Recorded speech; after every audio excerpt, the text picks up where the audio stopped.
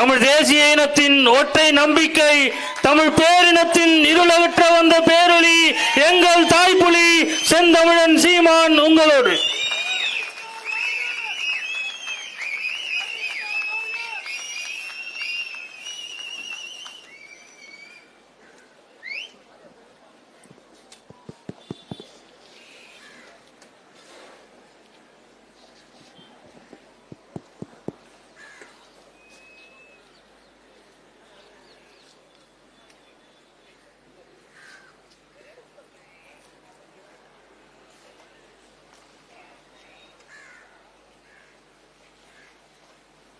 செம்மணி படுகொலையை கண்டித்து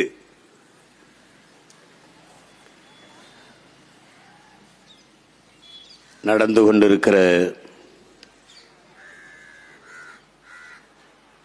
கண்டன ஆர்ப்பாட்டத்தில்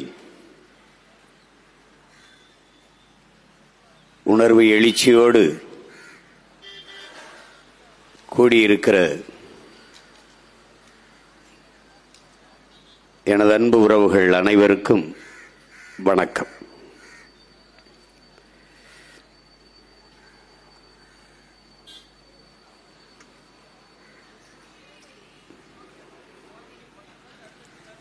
இங்கே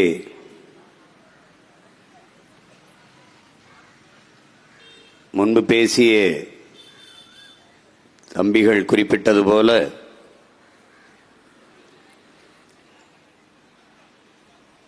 யாதும் ஊரே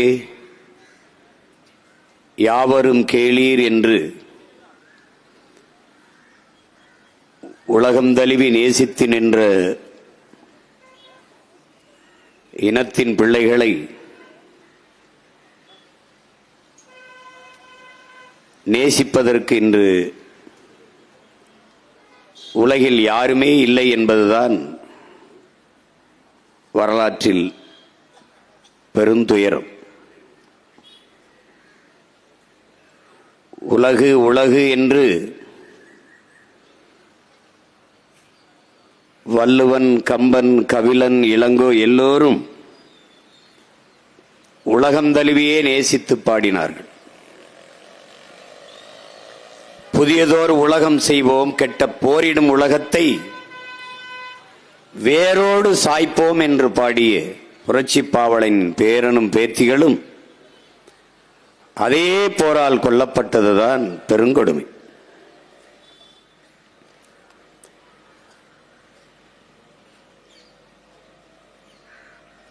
இன்றைக்கு இனத்திற்கு இழைக்கப்பட்ட அநீதிக்காக நீதி கேட்டு ஏதோ ஒரு ஓரத்தில் நின்று இந்த பிள்ளைகள் பேசுவது உலகத்தாரின் செவிக்கு எட்டுமா, அவர்கள் சிந்தனையை போய் தட்டுமா என்று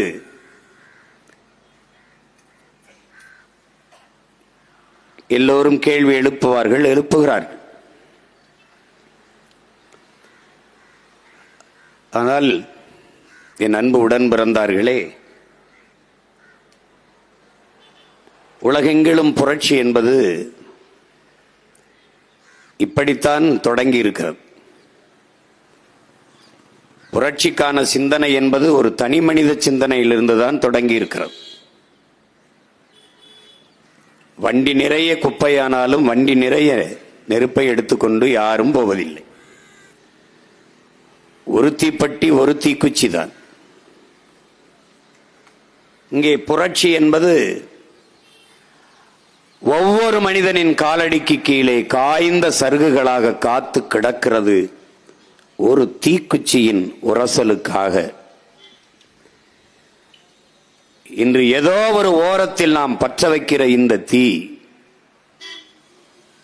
புரட்சி தீயாக பெரு நெருப்பாக மாறி உலகம் முழுமைக்கும் மனச்சான்றுள்ள மானுடர்களின் இதயத்தை எரிக்கும்.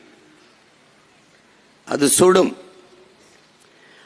அன்றைக்கு எமக்கு இழைக்கப்பட்ட அநீதி என்று அவர்கள் சிந்தைக்குப்படும். யார் கேட்பது? இதை யார் கேட்பார்? இதை யார் பேச போறா? என்று நினைத்து கொண்டு எண்ணிக்கொண்டு ஒதுங்கி போவது எப்படி அநீதிக்கு எதிரான ஒரு போராக, ஒரு புரட்சியாக எப்படி இருக்க முடியும்?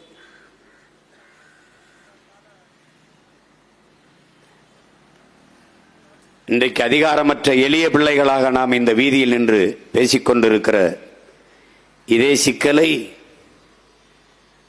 அதிகாரத்தை கைப்பற்றிய பிறகு பல லட்சக்கணக்கான மக்களை திரட்டி வைத்து பேசும்போது அப்பவும் உலக நாடுகள் ஊமையாக கடந்து போகுமா என்ன? செவியை பொத்திக் கொண்டு பேசாமல் இருந்து விடுமா என்ன?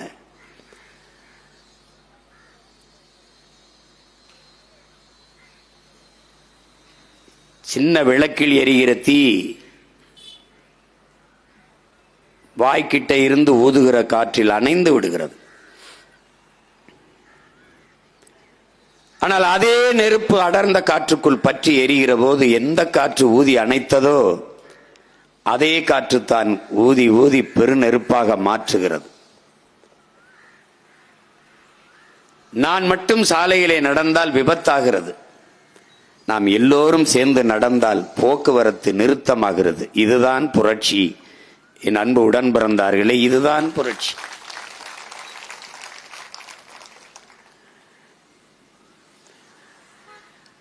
ஆனால் எங்காவது ஒரு புள்ளியில் தொடங்கியாக வேண்டும்.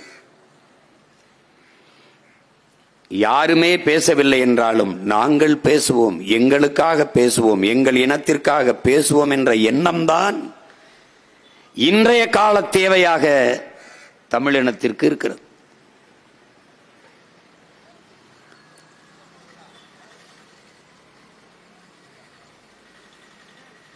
இலங்கை என்கிற நாடு விடுதலை அடைந்ததில் இருந்து விடுதலைக்கு இருவரும் இனங்களும் போராடித்தான் விடுதலையை பெற்றோம்.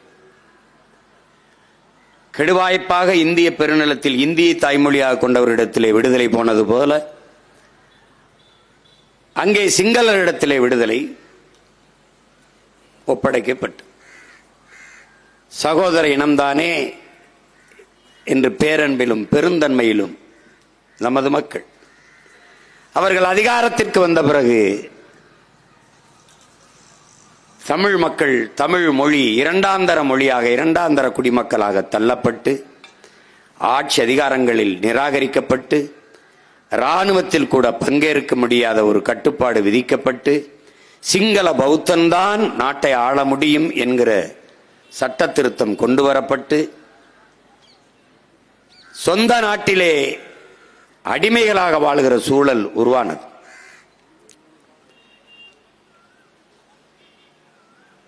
முழு இராணுவ வலிமையை வைத்துக் கொண்டு ஒரு இன மக்களை அடக்கி ஒடுக்கி அழித்து ஒழித்து அந்த நிலப்பரப்பை தனதாக்கிக் கொள்ள சிங்கள இனவெறி அரசும் அதிகாரமும் முழு இராணுவ வலிமையும் துடிக்கும் போது எளிய மக்கள் எதுவும் செய்ய முடியவில்லை. பள்ளிக்கு செல்கிற பிள்ளைகள், கல்லூரிக்கு செல்கிற பிள்ளைகள், விளைநிலங்களுக்கு சென்று திரும்புகிற நமது பெற்றோர்கள் கொல்லப்பட்டார்கள், வன்புணர்வுக்கு ஆளாக்கப்பட்டார்கள்.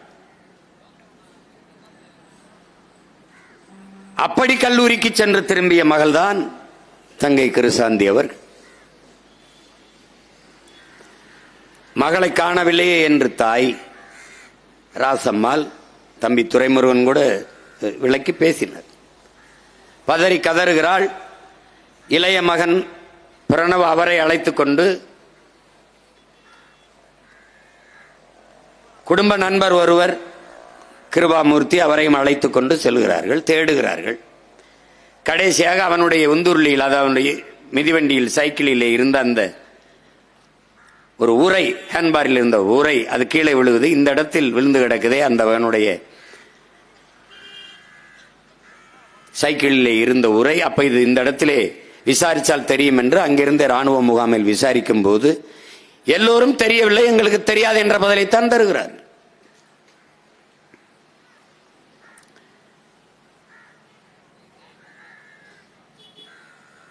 பிறகு பல கால போராட்டங்களுக்கு பிறகு அப்போது ஒன்றும் செய்ய முடியாத சூழலில் கொழும்பிலே இருந்த ஒரு சட்டத்தரணி பூபாலன் என்கிற ஒரு மாந்தநேயம் உள்ள மகன், அவர் அதை வழக்காக்குகிறார். அந்த நேரத்திலே பாராளுமன்றத்தில் இருந்த மதிப்பிற்குரிய பெருந்தகை நம்முடைய ஐயா ஜோசப் பரராஜ சிங்கம், தெரியும் உங்களுக்கு, தேவாலயத்தில் கிறிஸ்துமஸ் பண்டிகையப்ப வழிபட்டு கொண்டிருந்தவர் சுட்டுக் கொல்லப்பட்டார், இரத்த சகிதியிலே வீழ்ந்து. காரணம், அவர் புலிகளுக்கு ஆதரவாக இருந்தார், பேசினார் என்பதற்காகவே சுட்டுக் கொல்லப்பட்டார் தேவாலயத்திலே, வழிபாட்டு தலத்திலே. அப்போதெல்லாம் நாங்கள் சிறுவர்கள், எல்லா கட்சிகளும் போராடும் போது நாங்கள்லாம் பங்கேற்று போராடினோம் அவர் கொலைக்கு. 2007ஆம் ஆண்டு கனடாவிலே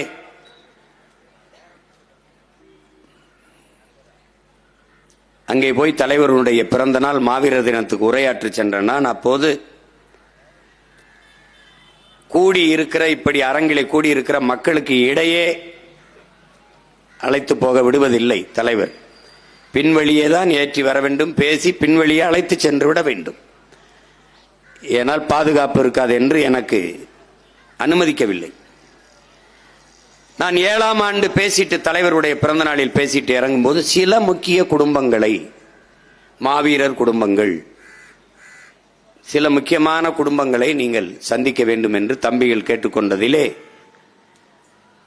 அதிலே ஒரு அறையிலே வைத்து ஒரு எல்லோரையும் சந்தித்தேன். அப்போது ஒரு தாய், அவரை அறிமுகப்படுத்தினார்கள் என் தம்பிகள், அங்கிருந்த தம்பிகள். இவர் நம்முடைய ஐயா ஜோசப் பரராஜசிங்கம் அவருடைய துணைவியார் என்று.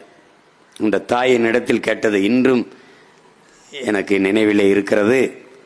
என்னை இருக தழுவி நெத்தியிலே முத்தமிட்டு சொன்னார், நீ என் வயிற்றில் மகனாக பிறந்திருக்க கூடாதா என்று என்னை கேட்டார். எனக்கு இன்னும் நினைவர். நான் இப்பவும் உங்கள் மகன்தான் தாயே என்று வணங்கினேன். அப்படிப்பட்ட ஒரு மகன் ஜோசப் பரராஜ சிங்கம். அவர் இந்த பூபாலன் அவருடைய வழக்கை எடுத்து இலங்கை நாடாளுமன்றத்திலே அழுத்தம் கொடுத்து பேசுகிறார். அப்போது அதிபராக இருந்த சந்திரிகா அவர்கள் அழுத்தம், நெருக்கடி காரணமாக அந்த விசாரணைக்கு உத்தரவிடுகிறார்.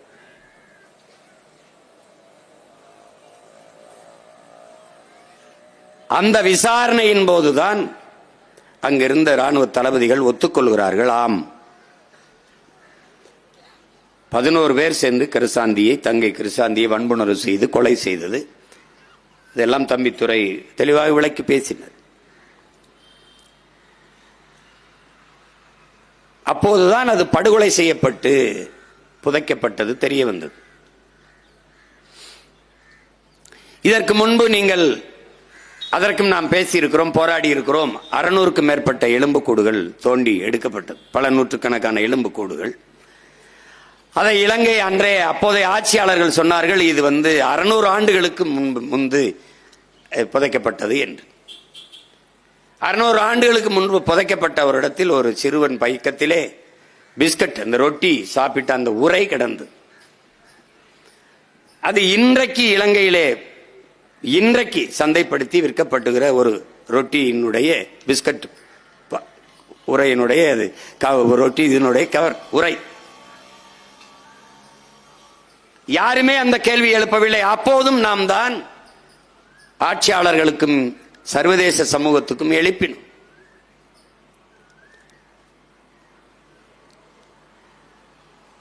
இதைவிட கொடுமை, இறுதி போர் சூழலில் உங்களுக்கு தெரியும், விடுதலை புலிகளின் பாதுகாப்பிலே நின்ற பல ஆயிரக்கணக்கான மக்களை அவர்களை விட்டு வெளியே வாருங்கள், வெளியே வாருங்கள். விடுதலை புலிகளினுடைய கணிப்பு, மக்கள் நம்மோடு நிற்கும் வரை சர்வதேச சமூகத்தின் கவனம் இருக்கும். இந்த மக்களை காப்பாற்ற வேண்டும் என்பதற்காக தலையிட்டு ஒரு நியாயமான தீர்வுக்கு வருவார்கள் என்ற கருத்திலே மக்களோடு நின்றார்கள் விடுதலை புலிகள். விடுதலை புலிகளோடு மக்கள் நிற்கும் வரை சர்வதேச சமூகத்தின் பார்வை இருக்கும். ஒருவேளை பன்னாட்டு சமூகம் தலையிட்டு விடக் கூடாது என்பதற்காக இலங்கை அரசு அன்றைக்கு இருந்த இந்திய அரசின் துணையோடு மக்களிடமிருந்து விடுதலை புலிகளை மக்களை பிரிக்க வேண்டும் என்கிற நோக்கிலே, நீங்கள் வாருங்கள், உங்களை பாதுகாப்பாக நாங்கள் வைத்திருப்போம், வெளியே வாருங்கள், வெளியே வாருங்கள் என்று மக்களை அழைக்க, சரி செல்லட்டும், எந்த நாடும் தலையிட்டு நம்மை காப்பாற்ற வரவில்லை, மக்கள் பாதுகாப்பாக வெளியேறட்டும் என்ற தலைவரின் உத்தரவின் பேரிலே பலாயிரக்கணக்கான மக்கள் வெளியேறினார்.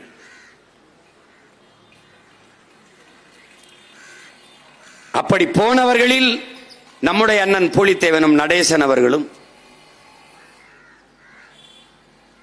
இன்னும் சில தளபதிகளும் உண்டு. 300 பேர் சென்றார். இங்கே இருக்கிற அரசியல் கட்சி தலைவர்கள் உங்களுக்கு தெரியும், பேரெல்லாம் சொல்ல வேண்டியதில்லை. வெள்ளை கொடி ஏந்தி போங்கள் என்று சொன்னவர்கள் இப்பவும் அதிகாரத்தில் இருக்கிறார். வெள்ளை கொடியோடு வந்தவனை ஏன் சுட்டுக் கொன்றாய் என்ற கேள்வியை இந்திய பெருநாடு அன்னைக்கு ஆட்சியில் இருந்தவர்களும் சொல்லவில்லை, தமிழ்நாட்டை ஆண்டு கொண்டிருந்தாலும் கேட்கவில்லை. ஒரு சமாதான கொடியோடு சரணடைய வந்தவனை ஏன் கொன்றாய் என்ற கேள்வியை பன்னாட்டு சமூகமும் இந்திய பெருநாடும் எவரும் எழுப்பவில்லை. குறிப்பாக தமிழ்நாட்டை ஆண்டவர்கள் வெள்ளை கொடியோடு போய் சரணடையுங்கள் என்று சொன்னவர்களும் கேட்கவில்லை. கொன்று குவித்து போட்டார்கள் 300 பேரையும். அதிலே அண்ணன் நடேசன், பூலித்தேவன் எல்லாம் உடலெல்லாம் கொப்பளங்களாக வெந்து கிடந்ததை காட்சி இருக்கு, பார்க்கலாம். அப்படியாக 10,000க்கும் மேற்பட்ட மக்கள், 50க்கும் மேற்பட்ட பிஞ்சு குழந்தைகளோடு சரணடைந்தார்கள் நம் மக்கள். இன்று வரை காணாமல் ஆக்கப்பட்ட எங்கள் பிள்ளைகள் எங்கே? விசாரணை என்று அழைத்து சென்ற, விசாரணைக்கு என்று அழைத்து செல்லப்பட்ட எங்கள் பிள்ளைகள் எங்கே? என் கணவன் எங்கே? என் மகன் எங்கே? என்று, என் தம்பி எங்கே? என் தங்கை என்று இன்னும் நமது மக்கள் பதாகையோடு போராடி கொண்டிருப்பதை நீங்கள் பார்க்கிறீர்கள். உலகில் இத்தனை நாடுகள் மானுடம் பேசுகிற தலைவர்கள் கண்ணையும் காதையும் பொத்திக்கொண்டு வாயை மௌனித்து அமைதியாக இருக்கிறார்கள். காரணம் இந்தியா. இந்தியா என்கிற இந்த துணைக்கண்டத்தை, பெருநாட்டை தாண்டி அந்த சிக்கலுக்குள் பன்னாட்டு சமூகம் தலையிட விரும்பவில்லை, முடியாது,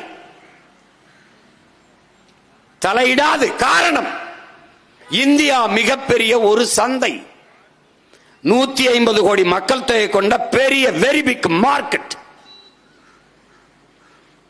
அமெரிக்கா நாட்டினுடைய வெளியுறவுத்துறை அமைச்சர், அந்த நாட்டின் அமைச்சர் சொல்லுகிறார், இந்தியாவின் சந்தையை நாம் கைப்பற்றி விட்டோம் என்கிறார். உனக்கும் எனக்கும் இது நாடு, அவனுக்கு இது சந்தை, வெரி பிக் மார்க்கெட். அப்படி என்றால் நீனும் நானும் யார்? அவன் உற்பத்தி செய்கிற பொருள்களை வாங்கி நுகர்கிற மந்தைகள், அவ்வளவுதான்.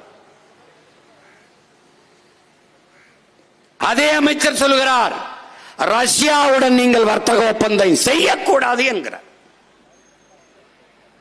இவ்வளவு பெரிய நாடு, இந்த நாடு எந்த நாட்டோட வர்த்தக ஒப்பந்தம் செய்ய வேண்டும் என்பதை இன்னொருவன் தீர்மானிக்கிறான் என்றால் இந்த நாட்டை ஆளுகிறவன் எவன்? இந்த நாட்டின் அதிகாரம் யார்? எங்கே?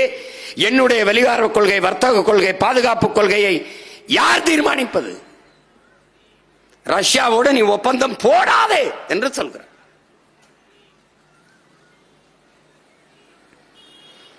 எவ்வளவு முயற்சிகள் இறுதி போரிலே, எவ்வளவு பெரிய நாட்டு அதிபர்களிடத்திலே கெஞ்சினோம், கதறினோம், பேசினோம். எல்லா நாடுகளும் சொன்ன ஒரே பதில், வாட் அபவுட் இந்தியா சேஸ்?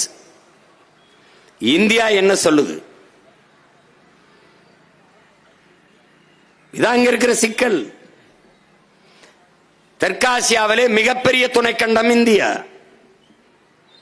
இந்தியாவின் இசைவில்லாத, ஆதரவில்லாது எந்த ஒரு நாடும் பிறக்க முடியாது.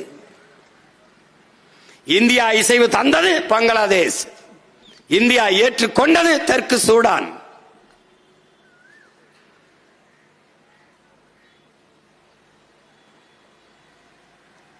இந்தியா ஏற்றது, அதனால் இங்கே விடுதலைக்கான போர்.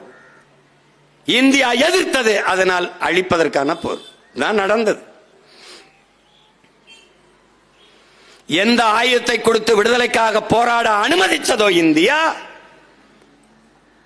அதே காரணத்தோடு அப்படியே களத்தில் நின்ற போராளிகளை எதிராக ஆயுதம் கொடுத்து அழித்து ஓடியுங்கள் என்று சொன்னதும் இந்தியா. ஒரே நாடு. காரணம், ஆட்சிக்கு அதிகாரத்திற்கு வந்த தலைமைகள் எடுத்த தவறான வெளியுறவு பாதுகாப்பு கொள்கைகள். அம்மையார் இந்திரா காந்தி இருக்கிற வரை இருந்த பாதுகாப்பு கொள்கை வேறு, வெளியுறவுத்துறை கொள்கை வேறு. அவர் மரணத்திற்கு பிறகு வந்த ஐயா ராஜீவ் காந்தி எடுத்த வெளியுறவு கொள்கை, பாதுகாப்பு கொள்கை வேறு. அம்மையார் இந்திரா காந்தி இருக்கிற வரை இந்தியாவின் வெளியுறவு கொள்கை பாதுகாப்பு கொள்கை என்பது எவன் பாதிப்புக்கு ஆளாகிறானோ அவன் பக்கத்தில் நிற்பது. அதற்கு பிறகு இவர்கள் எடுத்த வெளியுறவு கொள்கை பாதுகாப்பு கொள்கை என்பது எவன் பாதிப்புக்கு ஆளாக்குறானோ அவனுக்கு துணையாக நிற்பது. இதுதான் நம் இனத்திற்கு நடந்த அரசியல் நிலைப்பாடுகள்.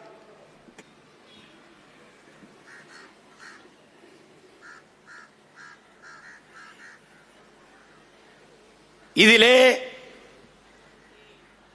சரணடைந்த 10,000 போர் கைதிகள், பொதுமக்கள், அவர்கள் எங்கே என்ற கேள்வியை இதுவரை பன்னாட்டு சமூகத்தில் ஒருவரும் எழுப்பவில்லை. எத்தனையோ நாட்டு தலைவர்கள், குறிப்பாக இந்திய நாட்டினுடைய முதன்மை அமைச்சர் மாண்புமிகு ஐயா நரேந்திர மோடி பலமுறை செல்கிறார்கள். இந்த நாட்டில் முதல்வராக இருந்தவர்கள் ஒருவர் கூட கேட்கவில்லை. 39 நாடாளுமன்ற உறுப்பினர்கள் கடந்து இப்போது 40 நாடாளுமன்ற உறுப்பினர்கள் நடந்து போய்கொண்டிருக்கிறது. ஒருவர் கூட இந்த கேள்வியை எழுப்பவில்லை. என் இன சொந்தங்களை சரணடைய சொன்னாய், பச்சிலம் குழந்தைகளோடு சரணடைந்தார்களே அவர்கள் எங்கே என்ற கேள்வியை ஒருவனும் எழுப்பல. ராஜபக்சே பதவிக்காலம் முடிந்து சிறிசேனா வந்தார், கேள்வி எழுப்பப்பட்டது 10,000 பேர் சரணடைந்தார்களே அவர்கள் எங்கே? மிக சாதாரணமாக எல்லோரும் செத்து போனார்கள், முடித்து விட்டார். 10,000 பேர் போரில் குண்டு வீசி கொல்லப்பட்டவர்கள் அல்ல, பாதுகாப்பாக வைத்திருக்கிறோம் வாருங்கள் என்று அழைத்து செத்து போய்விட்டார்கள் என்றார்கள். ஒரு கேள்வி எழுப்பி எப்படி செத்தார்கள்? 10,000 பேர் செத்தார்கள். எப்படி செத்தார்கள்? எப்படி செத்தார்கள்? நோயிலையா, பசியிலையா, பட்டினியிலையா? எப்படி செத்தார்கள்? கொன்று புதைத்து விட்டார்கள். அந்த கூடுகள் தான் எல்லாம். அந்த கூடுதான் முன்பு தோண்டியது, 600 ஆண்டுகளுக்கு மூத்தது என்று சொன்னார்களே அது. இந்த தாய் நிலத்தில் தோன்றுகிறான், உன்னுடைய தொன்மம் வெளிப்படுகிறது, உன்னுடைய அடையாளங்கள் வருகிறது, உன்னுடைய பண்பாடு வெளியில் தெரிகிறது. அங்கே தோன்றுகிறான், எலும்பு கூடுகளில் உன் இனப்படுகொலை வெளியே தெரிய வருகிறது. சாட்சி கேட்கிறார்கள், அங்கே நடந்தது இனப்படுகொலையா என்பதற்கு. சாட்சியாக எம் இன மக்களின் எலும்பு கூடுகள் நின்று போராடி கொண்டிருக்கிறது உலக அரங்கில். எங்களுக்காக எவரும் பேச இல்லை, இயற்கை எம்மோடு இசைந்து நின்று போராடி கொண்டிருக்கிறது. இயற்கை எங்களுக்காக போராடி கொண்டிருக்கிறது.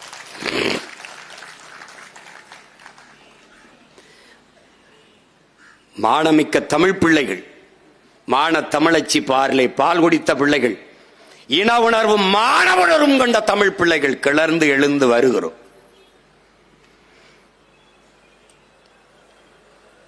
ஆள் மனதுக்குள் இதை பதிய வைத்து இதையெல்லாம் மறந்து கடந்து போக முடியாது.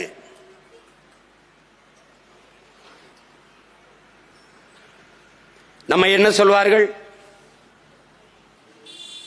ஈழத்தை வைத்து அரசியல் செய்து பிழைக்கிறார்கள் என்பார். இவர்கள் இலவசத்தை வைத்து அரசியல் செய்து பிழைத்துக் கொண்டிருக்கிறார்கள். இதை அரசியல் என்று வேறு சொல்கிறார். இந்த அரிசி பருப்பு கொடுப்பது, 1500 கொடுப்பது, வேட்டி சேலை கொடுப்பது, மிக்சி கிரைண்டர் கொடுப்பது, தனக்கு வாக்களித்து அதிகார வலிமை எடுத்து ஆட்சி அதிகாரத்தில் உட்கார வைத்த மக்களை கையேந்தி பிச்சை எடுக்க வைப்பதற்கு பெயர் ஆட்சி, அந்த ஆட்சியை நிறுவுவதற்கு பெயர் அரசியல் என்று இன்றும் இந்த நிலத்தில் பேசிக்கொண்டு அலைகிறார்கள். அறிவார்ந்த தமிழ் சமூக தம்பிதங்கைகளே, கற்றறிந்த பெருமக்களே, உலகெங்கும் பரவாழக்கூடிய எண்ணின சொந்தங்களே, உலகிலே தோன்றிய ஒரு மூத்த இனம் தமிழர்கள் நாங்கள் பெருமை பேசுவோம் என்று எண்ணலாம். அமெரிக்க மொழியில் ஆய்வறிஞன் அலெக்ஸ் குலியர் சொல்கிறான், ஆதியில் மனிதன் பேசிய முதன் மொழி தமிழ் என்று. அப்படி என்றால் முதல் மாந்தன் தமிழன். ஆதியிலே காடுகளில் வாழ்ந்த மனிதன் எழுப்பிய ஒலியிலே இருக்கிற ஒளி வடிவம் இன்றும் தமிழிலே இருக்கு. ஆ ஓ என்று தொலைதூரத்தில் இருக்கிற மனிதனை அழைக்கவன் எழுப்பிய ஒளி இன்று வரை தமிழிலே இருக்கிறது. ஆதி மொழி தமிழ். அவனவன் தாய்மொழி. எங்களுக்கு உலக மொழிகளின் தாய்மொழி தமிழ்.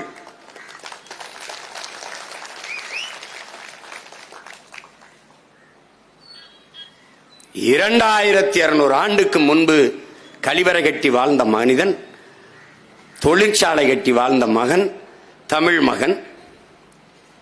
இவ்வளவு பெருமை மிக்க ஒரு இனம். 4 லட்சம் 5 லட்சம் மக்கள் தொகை கொண்ட இனம், 26,000 மக்கள் தொகை கொண்ட இனக்கூட்டம் எல்லாம் நாடடைந்து விடுதலை பெற்று சுதந்திரமாக வாழ்கிற போது தன்னுடைய மொழி, தன்னுடைய கலை, இலக்கியம், பண்பாடு, வழிபாடு எல்லாவற்றையும் பாதுகாத்து வாழ்கிற போது உலகெங்கும் 13 கோடி மக்கள் தொகை கொண்ட பெருத்த மூத்த தமிழ் பேரினம், உலகிற்கு அறிவியல், நாகரிகம், கலை, இலக்கியம், பண்பாடு எல்லாவற்றையும், வேளாண்மை எல்லாவற்றையும் கற்றுக் கொடுத்த ஒரு பேரினம் தனக்கென்று ஒரு நாடடைந்து பெருமையோடு வாழக்கூடாதா?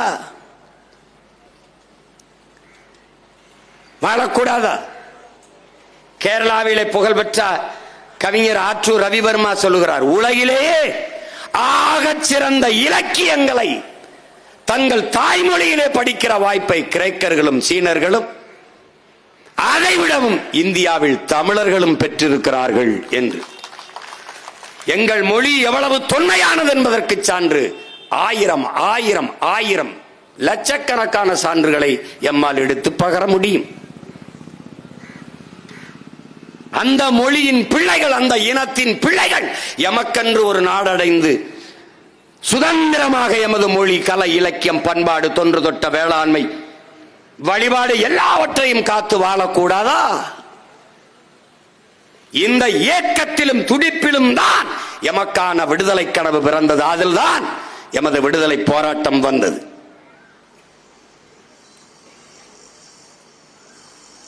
எங்களை ஓண்டி அண்டி பிழைக்க வந்த சிங்கனிடத்திலே அடிமைப்பட்டு வாழ்வதை விட விடுதலைக்காக போராடி சுதந்திரமாக சாவது மேலானது என்ற முடிவிலே அந்த களத்திலே விடுதலை போர் தொடங்கியது. அடிமை நிலையிலிருந்து வாழ்வதை விட அன்ன தமிழ் சமூக மக்கள் விடுதலை பெற்று வாழ்வோம், இல்லை என்றால் அந்த விடுதலைக்காக போராடி வீழ்வோம் என்ற முடிவிலே அங்கே ஒரு வீரஞ்செறிந்த விடுதலை போராட்டம் தொடங்கியது.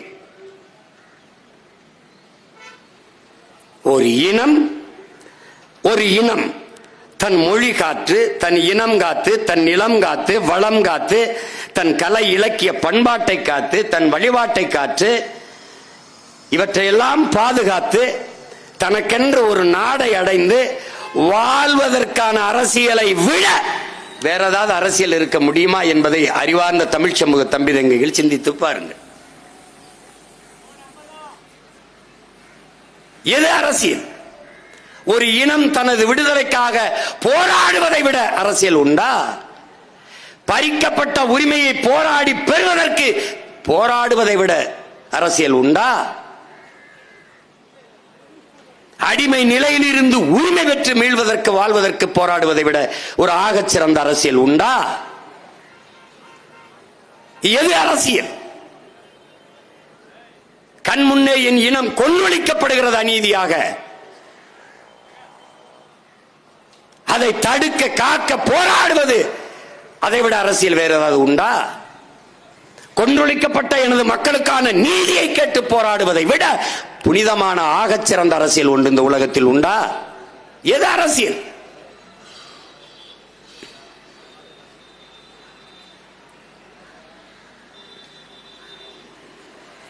எது எமக்கான அரசியல்?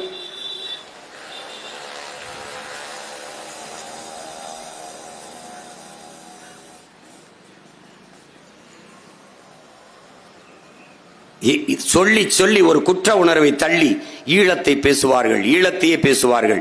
இவர்களுக்கு இன்னும் ஈழம் ஒரு பிரச்சனை தான், ஈழ பிரச்சனை என்றுதான் பேசுவார்கள். ஈழம் நமக்கு பிரச்சனை அல்ல. ஈழம் நம் இனத்தின் விடுதலை, தமிழ் தேசிய இனத்தின் தாயகம், ஈழம் நமக்கான ஒரு கனவு என்பதை நீங்கள் புரிந்து கொள்ள வேண்டும். இவர்கள் என்ன பண்ணுவார்கள்? ஈழ பிரச்சனை, அதுவெல்லாம் பிரச்சனை. கச்சத்தீவை எடுத்து கொடுத்தது பிரச்சனை, அதை திருப்பி எடுக்க வேண்டும் என்பது பிரச்சனை. காவிரியில் நதிநீர் உரிமையை பெற வேண்டும் என்பது ஒரு சிக்கல், ஒரு பிரச்சனை. முல்லை பேரியாற்றில் உரிய நீரை பெற வேண்டும் என்பது ஒரு பிரச்சனை, ஒரு சிக்கல், அது பிரச்சனை. ஆனால் ஈழம் என்பது ஒரு பிரச்சனை அல்ல, ஒரு தேசிய இனத்தின் தேச விடுதலை என்பதை அறிவார்ந்த என் தம்பி தங்கைகள் புரிந்து கொள்ளணும். ரெண்டையும் போட்டு குழப்புவார்கள், அது ஒரு பிரச்சனை என்பாங்க.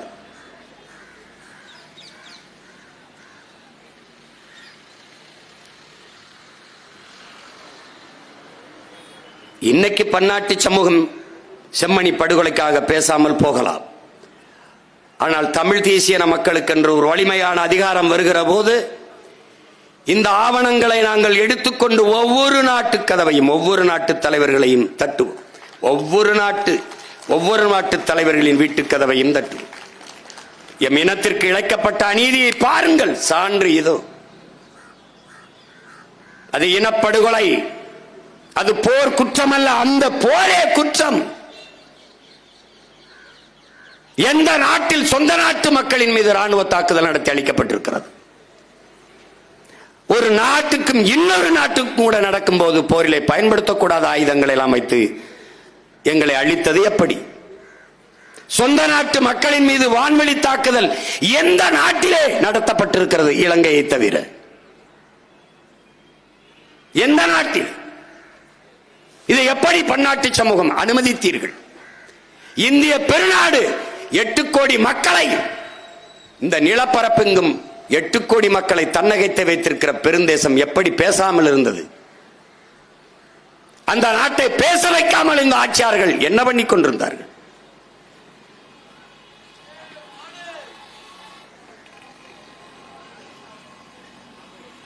எட்டு கோடி தமிழ் மக்களை தாண்டி 1.25 கோடி சிங்களனின் நட்பு பெரிது என்று இந்த நாடு கருதுமானால் இதை எப்படி ஏற்பது?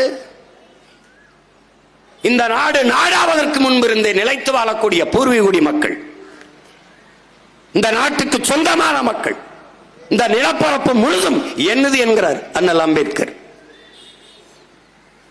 இந்த நாட்டின் விடுதலைக்காக செக்கிழுத்தவன் என் பாட்டன், தூக்கில் தொங்கியவன் என் மூதாதை, சிறைப்பட்டவன் வதைப்பட்டவன் என்னுடைய முன்னவர்கள். அப்படி எந்த பங்களிப்பை சிங்களன் செய்தான்? விடுதலை பெற்ற நாட்டிற்கு இன்று வரை வரி கட்டி வாக்கு செலுத்தி இந்த நாட்டின் சட்டத்திட்டம், இறையாண்மை, தேசிய ஒருமைப்பாடு எல்லாவற்றுக்கும் கட்டுப்பட்டு வாழ்கிற இனத்தின் மக்கள் நாங்கள். எங்களை தாண்டி சிங்கள நண்பனாக இருக்க காரணம் என்ன?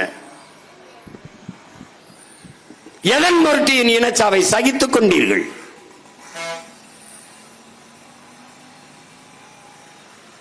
எதன் பொருட்டு? ஒரு இனச்சாவு என்று வேணாம், சக மனித படுகொலை என்கிற அடிப்படையிலாவது நீங்கள் ஏன் பேச மறந்தீர்கள்?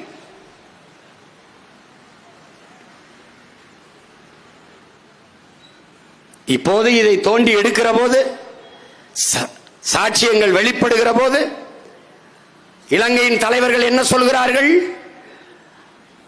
அது ஏன் ராணுவ வீரர்களின் உடலாக இருக்கக்கூடாது என்று.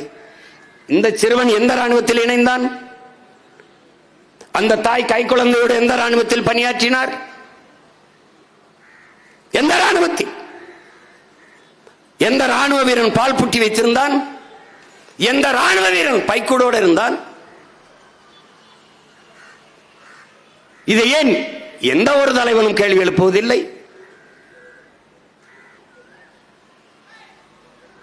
அதிகாரத்தில் இருப்பவர்கள் பேசி திசையிருப்பு விடுவதற்காக அது ராணுவ வீரர்களின் உடலாக, எலும்பு கூடுகளாக ஏன் இருக்கக்கூடாது என்று கேள்வி எழுப்புகிறார்.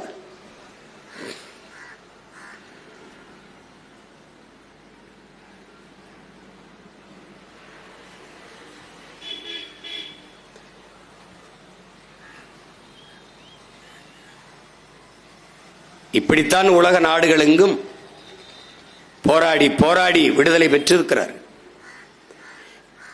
இன்றைக்கு பாலஸ்தீனத்தை தனி நாடாக அங்கீகரிப்போம் என்று பிரான்ஸ் நாட்டின் அதிபர் இமானுவேல் மேக்ரான் சொல்றார். இன்னைக்கு நாங்கள் அதை தனி நாடாக அங்கீகரிப்போம் என்று. இதேபோல் ஒரு நாள் தனித்தமிழ் ஈழ நாட்டை நாங்கள் தனி நாடாக அங்கீகரிப்போம் என்று உலக நாட்டின் தலைவர்கள் சொல்லுகிற காலம் உருவாகும். இமானுவேல் மெக்ரன் போல இதே இமானுவேல் மெக்ரன் கூட நாளை சொல்லலாம்,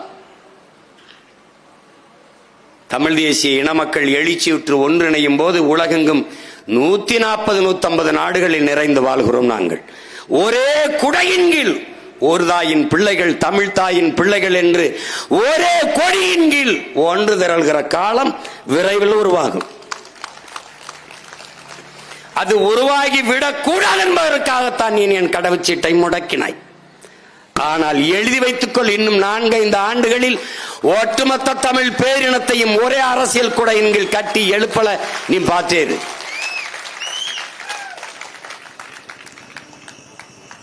இன்றைக்கு நாங்கள் பேசுகிறோம், நாளை எங்களுக்காக உலகெங்கும் இருக்கிற மானுடம் பேசுகிற மகத்தான தலைவர் மருமக்கள் பேசுவார்கள். அதற்கான காலம் உருவாகும். அதற்கான காலம் உருவாகும். புரட்சியால் போராடி பூத்த பூமிகள் எத்தனையோ இருக்கிறது. அதன் தலைவர்களுக்கு எங்களுக்கு இழைக்கப்பட்ட அநீதி கொடுமைகள் போய் சேரவில்லை, சேர்க்கவில்லை. அதுதான் சிக்கல். சேர இந்த ஆட்சியாளர்கள் விடவில்லை, அதுதான் கொடுமை. எங்களுக்காக யார் பேசியிருக்க வேண்டும்? உலக நாடுகளுக்கு இந்தியாவில் யார் பேசவில்லை என்றாலும் தமிழ்நாடு பேசியிருக்க வேண்டும், பேசவில்லை. உலகில் எந்த நாடு பேசவில்லை என்றாலும் இந்தியா பேசியிருக்க வேண்டும், பேசவில்லை. அதனால் எந்த நாடும் பேசவில்லை, அவ்வளவுதான்.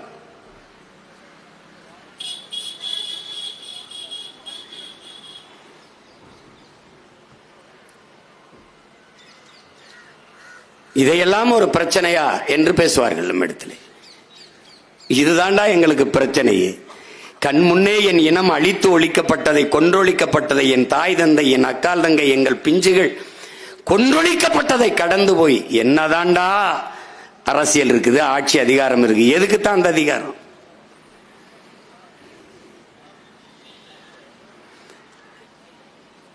எங்களுடைய இறுதி இலக்கே பூமி பந்தில் எங்களுக்கென்று ஒரு தேசத்தை படைப்பதுதான்.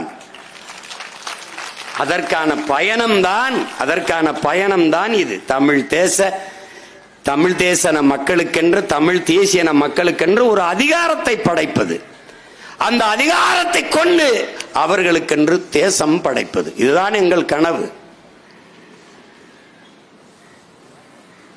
இங்கே பேசிய தம்பிகள் கூட குறிப்பிட்டார், தம்பி ஹுமாயூன் கூட குறிப்பிட்டார்,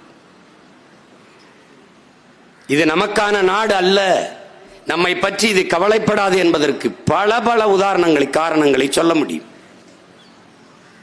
திபெத்தியனுக்கும் இந்த நிலத்திற்கும் இந்திய நாட்டிற்கும் என்ன தொடர்பு இருக்கிறது? தலாய் லாமாவை பத்திரமாக பாதுகாக்கிற இந்தியா ஏன் தலைவரை கொல்ல வேண்டும் என்று துடித்தது? திபெத்தியர்களுக்கு குடியுரிமை கொடுத்து பாதுகாப்பாக விளையாட்டு திடல், வணிக வளாகம், திரையரங்குகள், கல்லூரிகள், பள்ளிகள் எல்லாம் கட்டி கொடுத்து படிக்க பாதுகாக்கிற இந்த அரசு ஏன் தமிழீழ மண்ணிலிருந்து வந்த நம் இரத்த சொந்தங்களை ஏன் இன்னும் எதிரிகளாக வைத்திருக்கிறது? 35 ஆண்டுகளை தொட்டு ஒரு தலைமுறை தாண்டி வாழ்கிற தமிழ் சொந்தங்களை ஏன் இன்னும் எதிரிகளாக, அகதிகளாகவே வைத்திருக்கிறது? அறிவார்ந்த தமிழ் சமூக மக்களே, என்னிலும் இளைய என் தம்பி தங்கையிலே, எங்களுக்கும் அவர்களுக்கும் எந்த தொடர்பும் இல்லாத Malaysia, Singapore, Australia, Denmark, Norway, Sweden, New Zealand, France, Germany, Britain, America, உலகில் எல்லா நாடுகளும் எங்களை தன்னாட்டு குடிமக்களாக ஏற்றுக்கொண்டு குடியுரிமை கொடுக்கிற போது இந்த நாடு ஏற்க மறுப்பது ஏன்? கொடுக்க மறுப்பது ஏன்? அயர்லாந்திலே என் தம்பி திருக்குமரன் இருக்கிறான், அவனுடைய மகன் குரு அயர்லாந்து நாட்டிற்கு டென்னிஸ் ஆடுகிறான். அவன் டென்னிஸ் ஆடுவதற்கு அந்த நாட்டின் பிரதமர் வாழ்த்து கடிதம் எழுதுகிறார். குரு, இந்த நாட்டின் பெருமையை நீ நிலைநாட்டுகிறாய் என்று. தமிழீழ மண்ணில் பிறந்த மகன் அயர்லாந்து நாட்டின் குடிமகனாக அங்கு அந்த நாட்டிற்கு விளையாடுகிறார். எங்கள் பிள்ளைகள் அந்த நாட்டின் காவல்துறையிலே, அந்த நாட்டின் ராணுவத்திலே பங்கேற்கிறார்கள். அங்கீகரிக்கப்படாத தேசம். அந்த நாடுகளுக்கிடையே நடந்த போட்டியிலே தமிழீழ மண்ணில் பிறந்த எங்கள் பிள்ளைகள், எங்கள் தாய் நிலத்தின் பிள்ளைகள், எங்கள் தேசிய கொடி ஏந்தி கால்பந்தாட்டத்திலே முதலிடத்தை வென்று தமிழீழ தேசிய கொடியோடு அந்த திடலிலே ஓடி வருவதை நீங்கள் பார்ப்பீர்கள். எதற்காக என் தலைவன் ஆசைப்பட்டான்? எதற்காக நாங்கள் ரத்தம் சிந்தி உயிரை கொடுத்து போராடினோம்? இதற்காகத்தான். அந்த கொடி ஏறுகிற போது என் தாய் மொழியிலேயே என்னுடைய தேசிய கீதம் பாடப்பட்டது. ஏறுது கொடி ஏறுது என்று பாடப்பட்டது வெற்றி மேடையிலே. நான் சொல்லும் போது நீங்கள் ஏளனமாக எண்ணிருக்கக்கூடும். நிகழ்காலத்தில் சான்றாக எங்கள் பிள்ளைகள் நிகழ்த்தி காட்டினார்கள். உலகத்தில் தமிழன் என்ற ஒரு இனம் உண்டு, தனித்தேவருக்கு ஒரு குணம் உண்டு. இதான் நம்முடைய தாத்தன் பாடியது, நாமக்கல் கவிஞர். ஆனால் மானமும் வீரமும் அவனுக்கு உயிர் என்று காட்டியவன் நம் உயிர் தலைவன் மேதகவே பிரபாகரன் அவர்கள். அதை தமிழ் பேரினம் ஒன்று இருக்குது, இதுக்கு ஒரு மொழி இருக்குது என்று உலக நாடுகளில் இருக்கிற அறிஞர்கள் பிள்ளைகள் எல்லாம் பேசுகிறார்கள். உலகில் ஏன்ஷியன்ட் லாங்குவேஜ் என்றால் தமிழ் என்று பேசுகிறார்கள். பிற மொழி பிள்ளைகள் பேசுகிறார்கள்.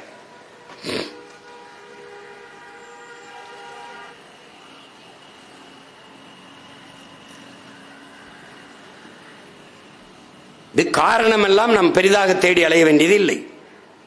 சிவசங்கர மேனன், வெளியுறவுத்துறை செயலாளராக இருந்த சிவசங்கர மேனன் சாய்ஸஸ் என்ற தன்னுடைய வாழ்க்கை வரலாற்று நூலிலே எழுதியிருக்கிறார்.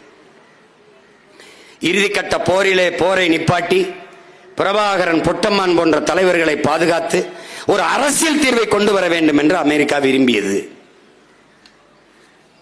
ஆனால் அதற்கு அன்றைய இந்திய தலைமைகளும் ஆட்சியில் இருந்தவர்கள் யார் உங்களுக்கு தெரியும்.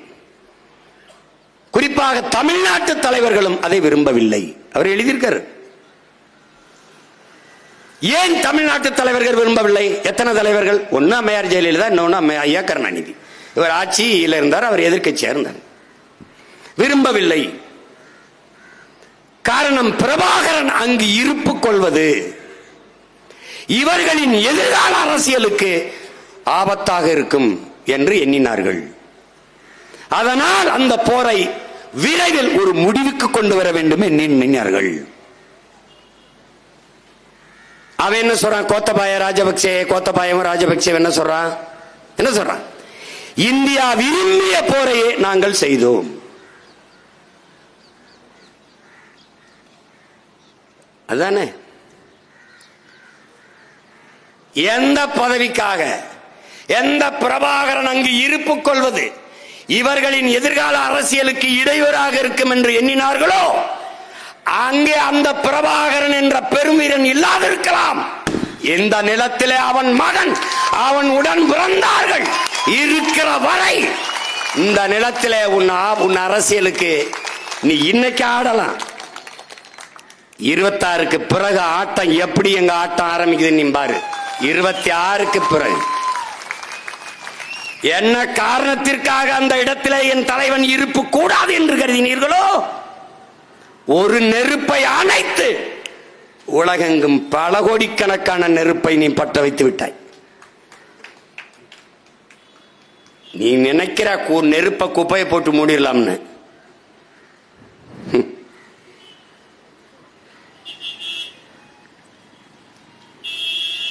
இங்கே எல்லாம் எப்படிப்பட்ட தலைவர்கள் ஈழத்தை பேசுகிறவர்கள் கருணாநிதிக்கு எதிராக கொண்டாந்து நிறுத்துவார்கள். இந்தியாவை, காங்கிரஸை விமர்சிப்பார்கள். இந்தியாவிற்கும் இந்த போருக்கும் என்ன சம்பந்தம் கேட்பது யார்? உங்களுக்கே தெரியும். இந்தியாவிற்கும் இந்த போருக்கும் எந்த சம்பந்தம் இல்லை என்றால் என்ன மயத்துக்கு உண்ணாவிரதம் உண்டா? என்ன மயத்துக்கு உண்ணாவிரதம் உண்டா?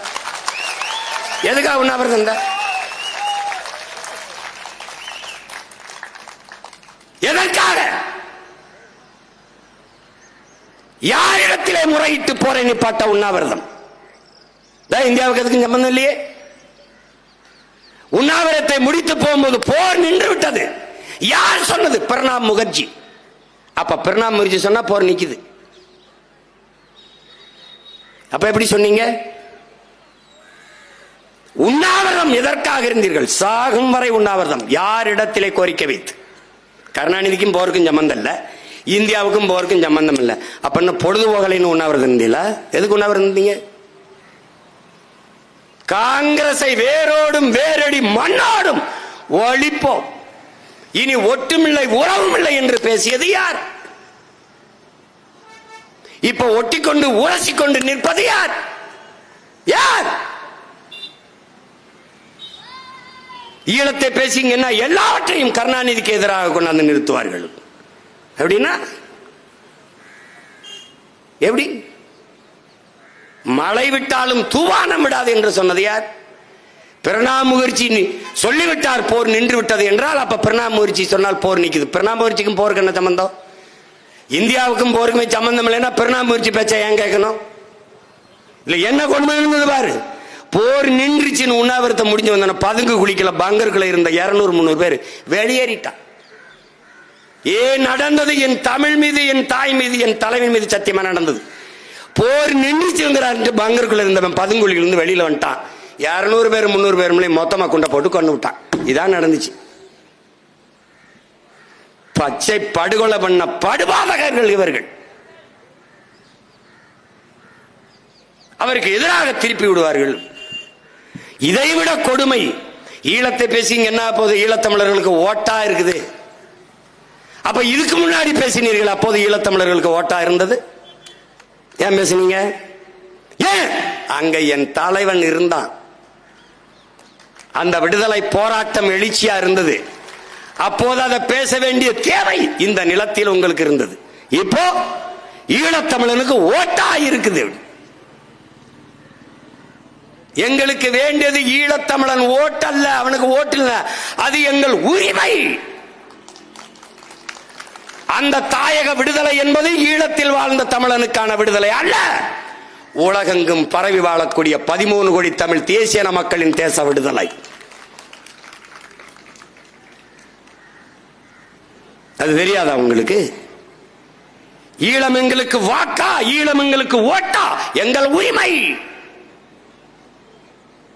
ஈழம் என்பது 3 எழுத்து சொல்லல்ல, எம் உயிர், எம் மூச்சு. 50,000 ஆண்டுகளுக்கு மூத்த தமிழ் தேசிய பேரினத்தின் விடுதலை என்கிற பெரும் கனவு. அத போய் பேசி என்ன ஆகுது? வேணாம். ஈழத்தை பேசுவான், பிரபாகரனை பேசுவான், தமிழர் என்று பேசுவான். அதனால சீமானுக்கு ஓட்டு போடக்கூடாது என்றால் அந்த நிலையை பெருமையோடு இந்த மகன் இந்த நிலத்தில் எதிர்கொள்வேன்.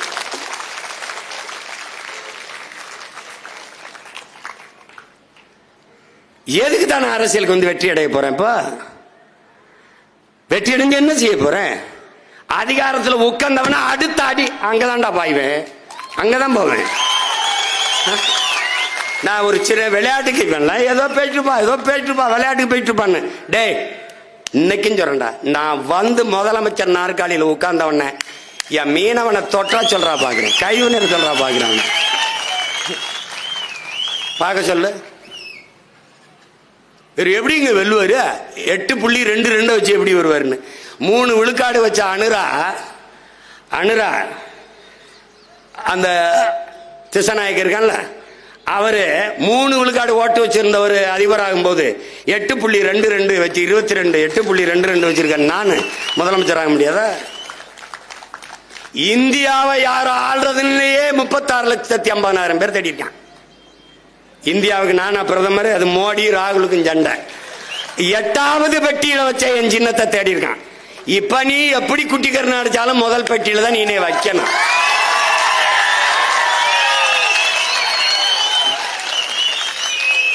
விவசாயினா சீமான், சீமான்னா விவசாயி. அதுலயும் உனக்கு குழப்பம் வரும்னு மூஞ்சிய ஏன் மூஞ்சிதான் அது சீமான போட்டுருவான். நீ ஒன்னும் பண்ண முடியாது. என்னைய வேண்டுட்டா உங்களை கொன்றுட்டேன், கதை முடிஞ்சு. இந்த லஞ்சம் வாங்குறது, ஊழல் செய்யறது, மழையை குடையிறது, மண்ணல்றது, இன்னது செய்வேன்னு தெரியாது பாத்துக்க. இதே மாதிரி என் பிள்ளைகளை எப்படி மூடி போச்சிருக்கான் பாரு, இதே மாதிரி நீ தோண்டின குழியில போட்டு மூடிடுவேன். அதே பொக்குளின் அதே குழி, அவ்வளவுதான். நீ அதுக்கு பின்னாடி பாருங்க இந்த அக்கிரமம் சொல்லிட்டு தானே செய்யறேன். என்ன சாட்டா உனக்கு உனக்கு குவாரி ஒரு குவாரி ஓனர் ஆபீஸ் ரூமுக்குள்ள வாங்க இருங்க உங்களுக்கு இருக்கு. ஏன்னா எங்களை எல்லாம் என்ன பார்த்தா தெரியுது. இப்படி உன்னைய அன்பு தம்பி தங்கைகள் அறிஞ்சுக்கணும். நீ அடிமை, நான் அடிமை, நாம் அடிமைகள். நமக்கென்று ஒன்னும் இல்ல. நீ எல்லாவற்றை இழந்து நிற்கிறாய். ஆனால் இழந்ததை கேட்டு போராடி பெறுவதற்கு ஒரு நின்னு போராட உனக்கு நிலமில்லை. ஆசிரியர் பெருமக்களா, அறிவார்ந்தவன் வீதியில நிக்கிறான், ஒண்ணு மனம் இல்ல. ஜாக்டோஜியோ போராடுறான், வீதியில் நிக்கிறான். போக்குவரத்து தொழிலாளன் வீதியில நிக்கிறான். வீடு தேடி அரசு, ரோடு தேடி மக்கள் போராடுறதுக்கு 13 லட்சம் பேர் தமிழ்நாடு தேர்வாணையத்தில் தேர்வு எழுதுறார். ஒருத்தனுக்கும் வேலை இல்லை. நீ என்ன பண்ணுவ சீமான்? 13 லட்சம் பேர் இல்லடா, எல்லா பேருக்கும் அரசு வேலை கொடுப்பான்டா. பிரபாகரன் மகன் கொடுப்ப எல்லா பேருக்கும் அரசு வேலை. No Uber, Ola, no Swiggy, Zomato, stop it. யாரா அந்த முதலாளி? யாரா சொல்ற? சுகி சுமோட்டோ ஓனர் யாரா சொல்ற? முதலாளி யாரா தெரியாது. ஊபர் ஓலா தெரியாது. என்னென்ன வித்த காட்டுவேன் மட்டும் பாரு. ஒரு 6 மாசம் கழிச்சு இந்த பாரு, நானும் தூங்குறதெல்லாம் அந்த எவனையும் தூங்க விடுறதில்ல. பார்த்துட்டே இருங்க, எவனையும் தூங்க மாட்டேன். இன்னைக்கு இதை முடிச்சேன்னு நினைக்கிறியா? அப்புறம் பனையேற போவேன், அங்கே போவேன். அப்புறம் தேவேந்திர குல வேளாளர் எங்களை பட்டியல இருந்து வெளியேற்றான்னு போடுவேன். அப்புறம் மாடை ஓட்டிக்கிட்டு மலை மேல போவேன். பாரா நீ பாரு என்னென்ன சேட்டன் பாரு பாரு. அப்ப திருப்பி டிஎன்பிசி தமிழ்நாடு தேர்வான எழுதாம இருக்கான்ல, அவனுக்கு ஒரு போராட்டத்தை போடுவேன். அப்புறம் துப்புரவு தொழிலாளிக்கு ஒரு போராட்டம் போடுறேன்.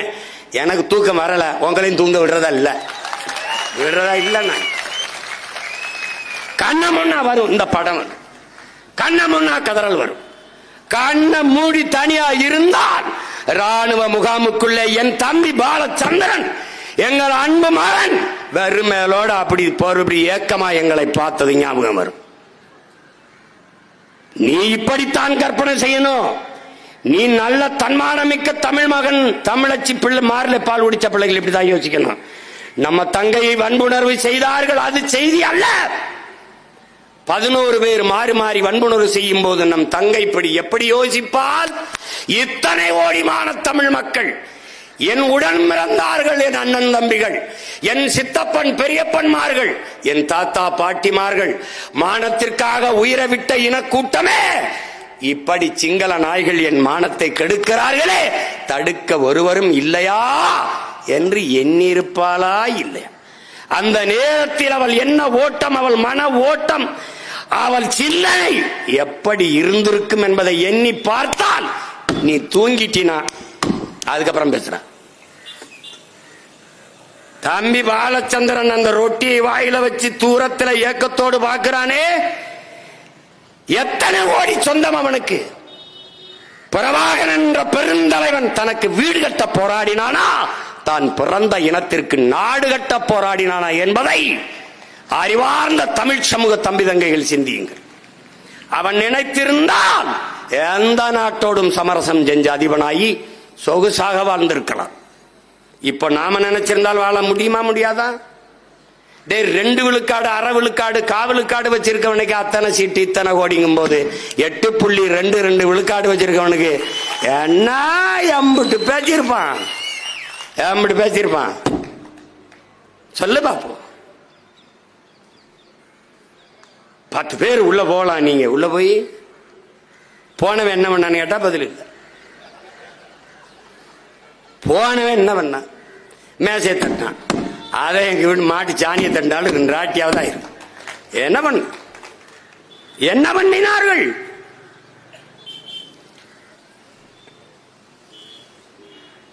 இவர்கள் பேசுவதை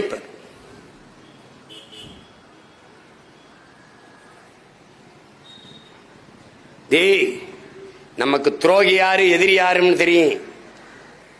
ஆனால் எதிரியும் துரோகியும் விட ஆபத்தானவர்கள். அந்த துரோகியும் எதிரியும் தற்காத்து நிற்கிறான் பாரா, நம் இனம் சார்ந்தவன், அவன் தாண்டா பேராபத்தானவன். குறுக்க குறுக்க ஓடுறான்டா. வெட்ட ஓங்கும் போது குறுக்க வந்துடான்டா. ஆத்தாடி சின்னத்தா மகன்ல, ஆத்தாடி பெரியம்மா மகன்ல, ஆத்தாடி சித்தப்பாவில, இதுலே தாண்டா நம்ம இது. இனிமே அந்த பாவம் பார்க்க கூடாதரா, ஏறி அடிச்சிட வேண்டியதான். கொண்ட கொள்கைக்கு லட்சியத்துக்கு எதிராக பெத்த தாய் தந்தரே வந்தாலும் நமக்கு எதிரிதான். இங்கே போர், லட்சிய கூட்டத்திற்கும் ரசிகர் கூட்டத்திற்கும் இடையே போர், சண்டை.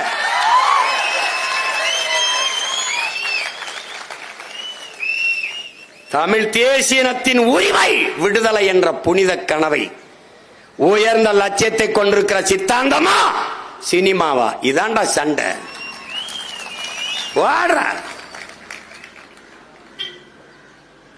சாதாரண அரசியலோட நம்ம எடுத்து வைக்கிற அரசியலை இந்த நாட்டில் எவனாவது எதிர்கொண்டு அப்புறங்கள் சும்மா என்ன சொல்லிட்டே இருக்க, நீயே பயந்துருவா, என்னையா இந்த வருத்து வராப்ல அப்படின்னு கொலை வெறியில் இருக்கேன் நான். தம்பி, எல்லா வேதனைக்கும் ஒரே மருந்துதான் சாதனை தான். இதைத்தான் அறிவாசான அம்பேத்கர் எல்லா துன்பப்பூட்டுக்கும் ஒரே சாவிதாண்டா ஆட்சி அதிகாரம். அதிகாரத்தை பிடி, பிறகு அடி. இதை உள்வாங்கிக் கொண்டு களத்தில் நிக்கணும். நம்ம நிலங்கெங்கும் புதகுழிதான், நிலமெங்கும் புதகுழிதான், நிலமெங்கும் எலும்பு கூடுகள் தான். ஆனால் இவர்களைப் போல நாம் விட்டு விட்டு போக முடியாது இல்லையா? இவர்களைப் போல மறந்து கடந்து நடந்து போக முடியாது இல்லையா? முடியாது இல்லையா?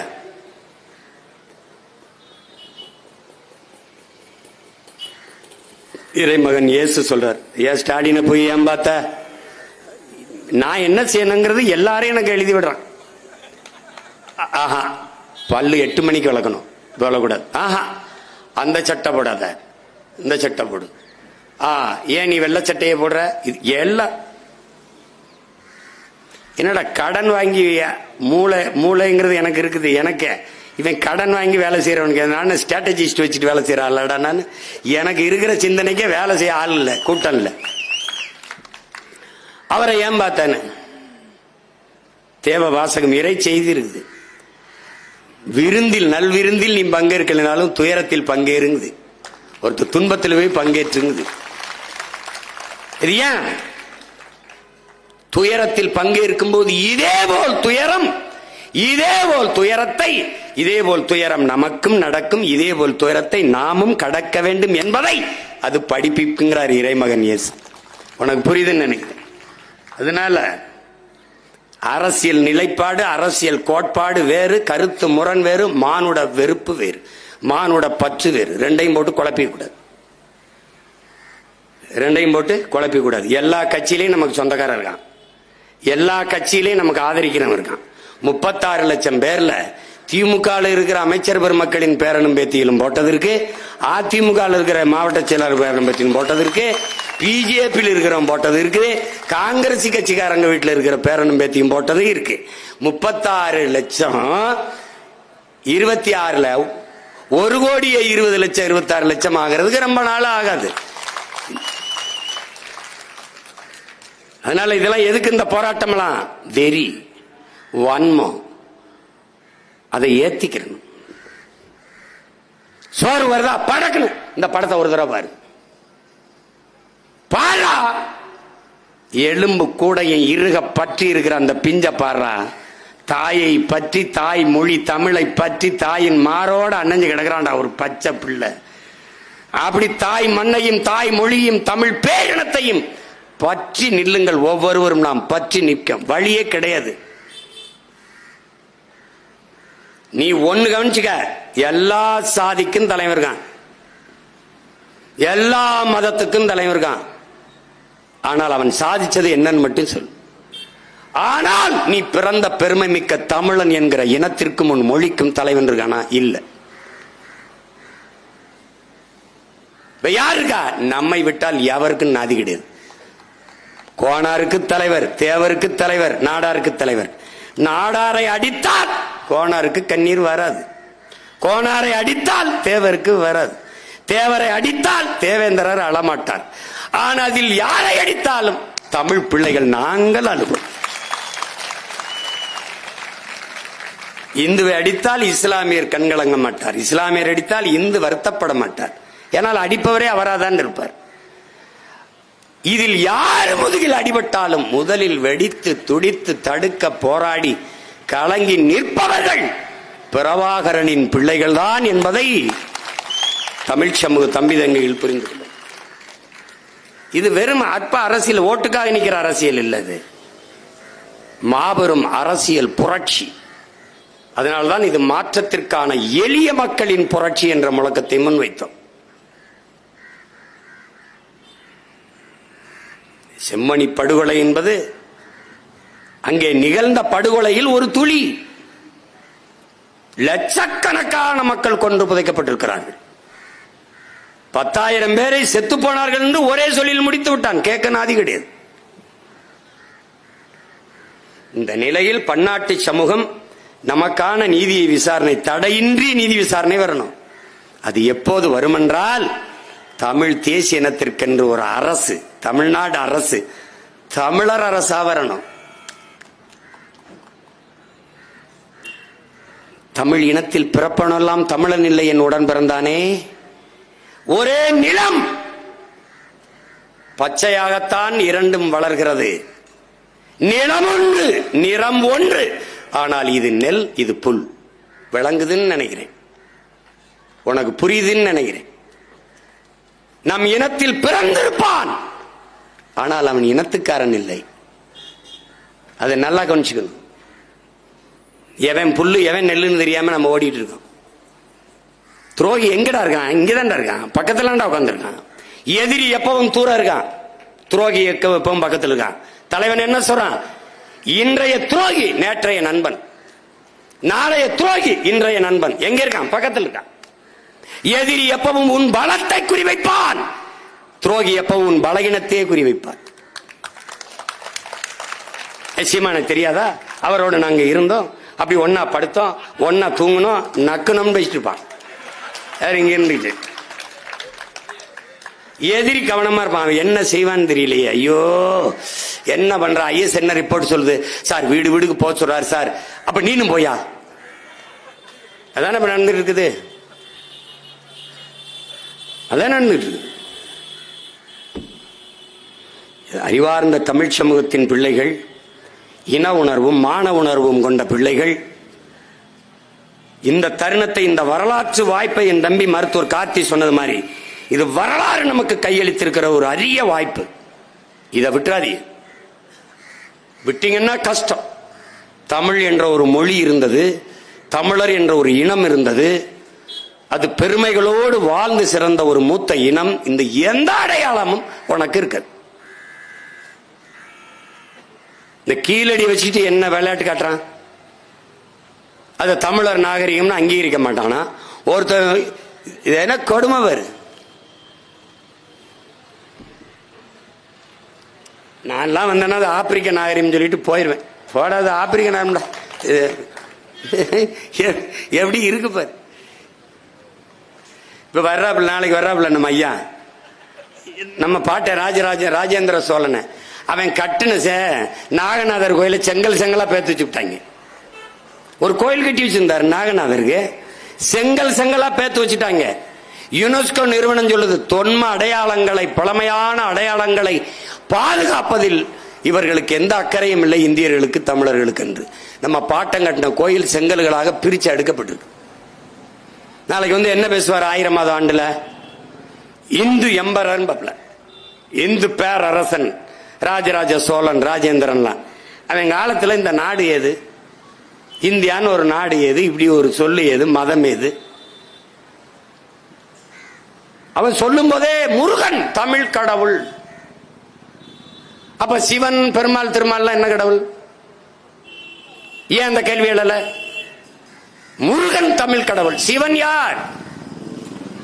நீ வெங்கடாசலபதி சீனிவாசன் பேர் மாத்தினா வாழாயிருவர.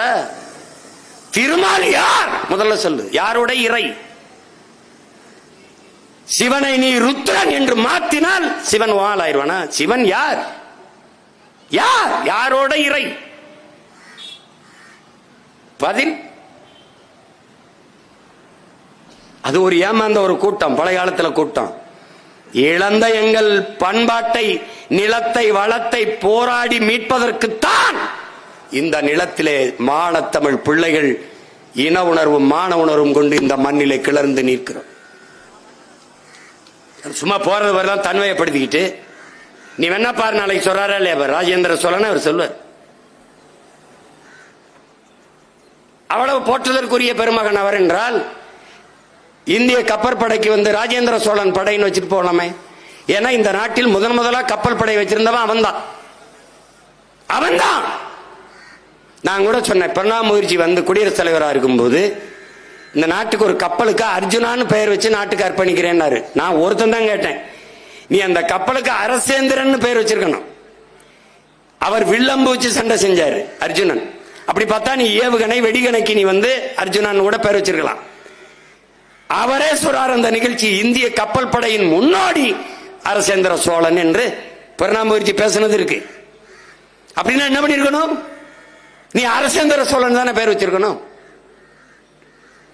என்ன சேட்டை? பிரதமர் சொல்லிட்டாரு அப்படின்னு. எப்படி?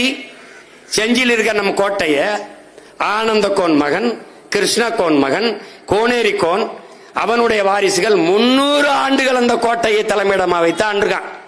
என் பாட்டை, என்னுடைய கோட்டையை மராட்டிய மன்னர்களினுடைய படைத்தளம் என்று அமெரிக்காவின் யுனெஸ்கோ அறிவிக்குது.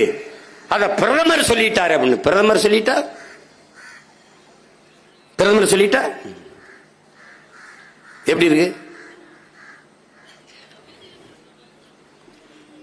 இப்ப திருப்பி என்ன பண்றது? மறுபடி கோனேரி கோன் கோட்டை மீட்பு முற்றுகை போராட்டம். இப்ப மறுபடி செஞ்சில என்ன, நம்ம பாட்டங்க வாழும் வேலும் என்று போராடினாங்க. நம்ம கையை உயர்த்திக்கிட்டு அறிவாயுதம் ஏந்தி போராட வேண்டியதான். கொஞ்ச நாள் இப்படி கத்திக்கிட்டு இருப்போம்.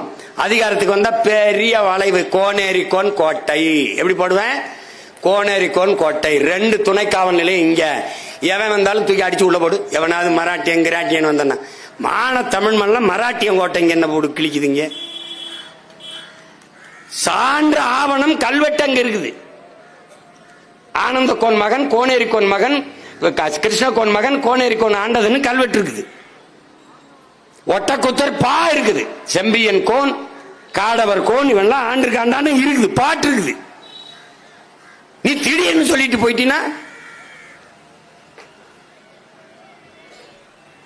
ஒரு 2 பிரச்சனை கிடையாது, எல்லாமே பிரச்சனை.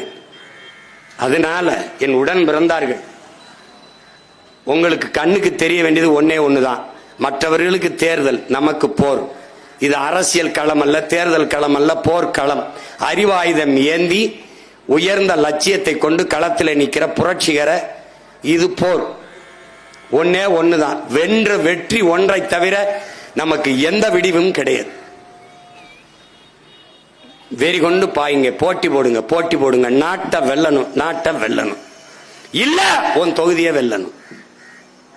அப்படி ஒவ்வொரு வீரனும் போரிடு, நாட்டை வெல்லுவோம். ஒரு பிரச்சனையும் கிடையாது. அடி பார்த்துக்கிறோம்.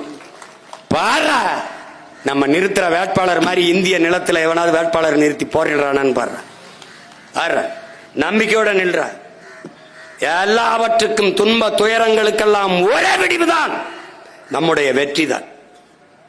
செம்மணி படுகொலை மாறி நம் இனப்படுகொலை எல்லாவற்றுக்கும் நீதி பெற்று தனித்தமிழில நாட்டை மலரச் செய்ய வேண்டுமானால் நமக்கென்று ஒரு அரசியல் வலிமையும் அதிகார வலிமையும் தேவை. அந்த அதிகாரத்தை நோக்கி பாய், அதை தவிர வேற வழி இல்லை. செம்மணியில் படுகொலை செய்யப்பட்ட நம்முடைய மக்கள் எலும்பு கூடுகளாக காட்சியாக சாட்சியமாக நின்று கொண்டிருக்கிற நம்முடைய சொந்தங்கள், களத்திலே உயிர் நீத்த நம் இன உறவுகள், போராடி இன விடுதலைக்காக தன்னுயிரை தந்த மாவீரர்கள் எல்லோருடைய கனவையும் நிறைவேற்ற நமக்கு இருக்கிற ஒரே வாய்ப்பு அரசியல் விடுதலை. அதுக்கு அதிகாரத்தை பிடிப்பதை தவிர வேறு வழி இல்லை. வென்றாக வேண்டும் தமிழ், ஒன்றாக வேண்டும் தமிழர். அதிகாரம் மிக வலிமையானது. நமது அதிகாரம் நம் மக்களுக்கானது. புரட்சி எப்போதும் வெல்லும். நம் வெற்றி நாளை அதை சொல்லும். நம் இலக்கு ஒன்றுதான், இனத்தின் விடுதலை. இனம் ஒன்றாவோம், இலக்கை வென்றாவோம். தமிழ் தாய் வாழ்க, தலைவர் பிரபாகரன் வாழ்க, நாம் தமிழர்.